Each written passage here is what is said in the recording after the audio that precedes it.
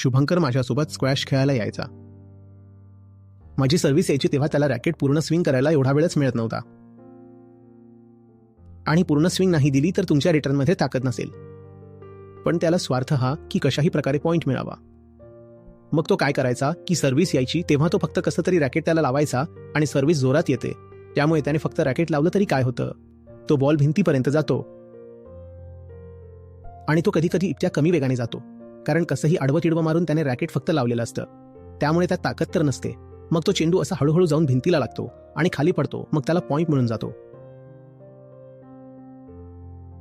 तर आता त्याचा स्वार्थ जोडला गेलाय की त्याने फक्त असं रॅकेट टेकवलं की त्याला पॉइंट मिळून जातो. तो कधीच बॅकहँड शिकू शकणार नाही.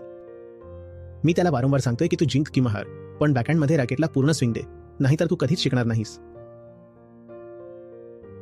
ज्याने शिकण्यामध्ये सुद्धा स्वार्थ जोडला तो काहीच शिकू शकणार नाही. टाळ्या तर नक्कीच मिळत राहतील, पण शांतपणे मान खाली घालून आपलं काम करायला शिका. डोकं झुकवा आणि हात चालवा. न कामना करा ना व्हिज्युअलायझेशन. काम करा काम, आणि मग त्याचा तुम्ही निष्काम परिणाम पहा. गमतीशीर गोष्ट ही आहे की जेव्हा परिणाम येईल तेव्हा त्याचं तुमच्यासाठी काहीच महत्त्व नसेल, कारण तुम्ही परिणामासाठी काम केलंच नव्हतं. तो परिणाम आला तर तुम्ही म्हणाल ठीक आहे, ही चांगलीच गोष्ट आहे. आज खूप लोकांनी टाळ्या वाजवल्या, खूप चांगली गोष्ट आहे. वाजवल्या नसत्या तरी आम्हाला काहीच फरक पडणार नव्हता. टाळ्या मिळत की शिव्या, आम्हाला तर फक्त परिपूर्णतेची ओढ आहे.